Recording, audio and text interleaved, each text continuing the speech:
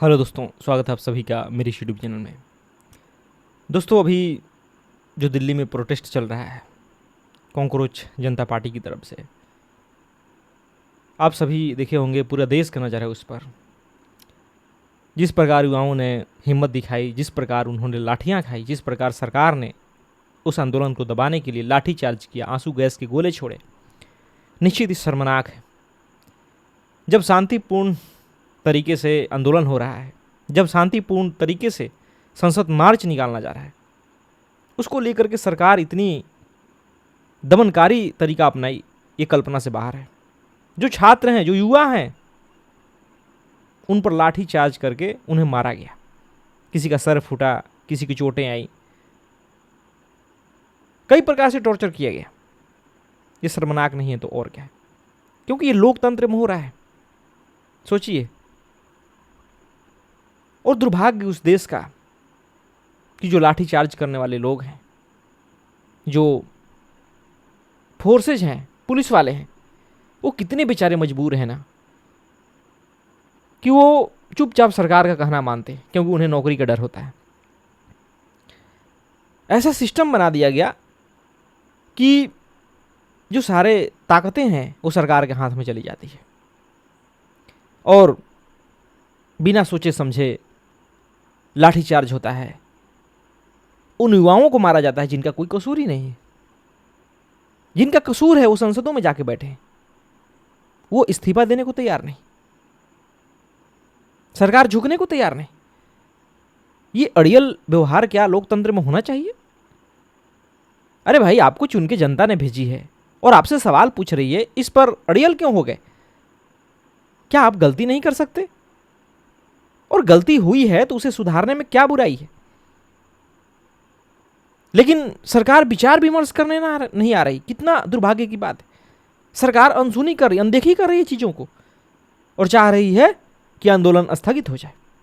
इतने फोर्से बुला ली ताकि इस आंदोलन को रोका जा सके। कई लोग इस आंदोलन पर कई सवाल खड़े कर रहे हैं। कोई कह रहा है कि कांग्रेस का एजेंडा है, कोई कह रहा है कि आम आदमी पार्टी का एजेंडा है, कोई विदेशी ताकतों की एजेंडा बता रहा है, कोई वामपंथ की। दोस्तों, जो भी बातें हों या जो भी कुछ खबरें ऐसी देखने को मिल जाए, लेकिन मैं कहता हूं सरकार से, सरकार के लोगों से जो समर्थन में है, कि आखिर आप इतने दिनों तक कर क्या रहे हैं?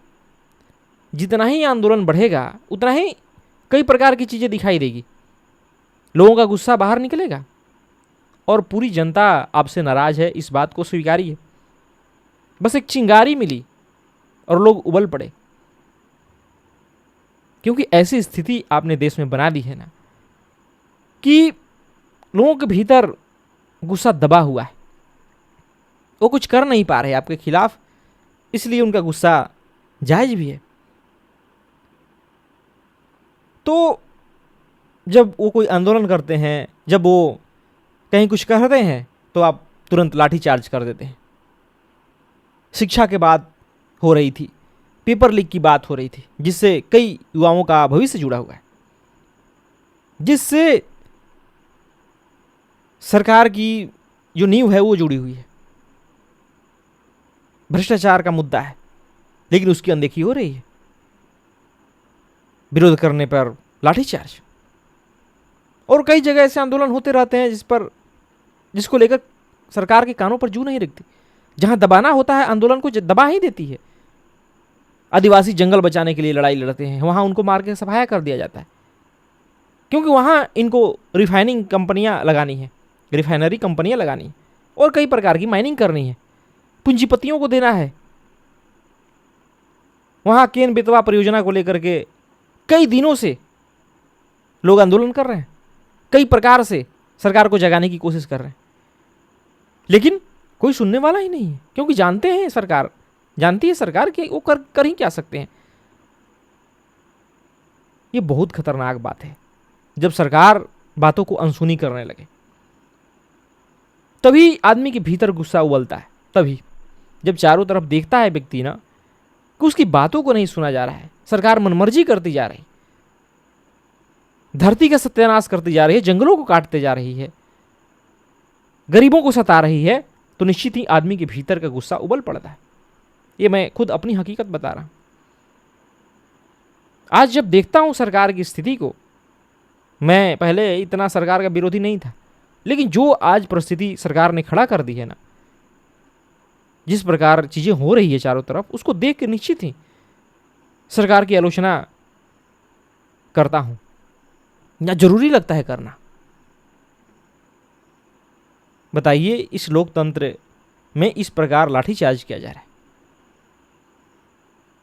अंग्रेज भी नहीं करते थे जब महात्मा गांधी आंदोलन करते थे शांति तरीके से, अहिंसा के पथ को अपनाते थे, तो सर वो भी नहीं करते थे। कुछ लोग दिखा रहे हैं कि देखो ट्रक भर के पत्थर आया हुआ है। मैं कहता हूं कि क्या पता सरकार के ही लोगों ने लाया हो ताकि आंदोलन को असफल बना दिया जाए, और कौन लाएगा?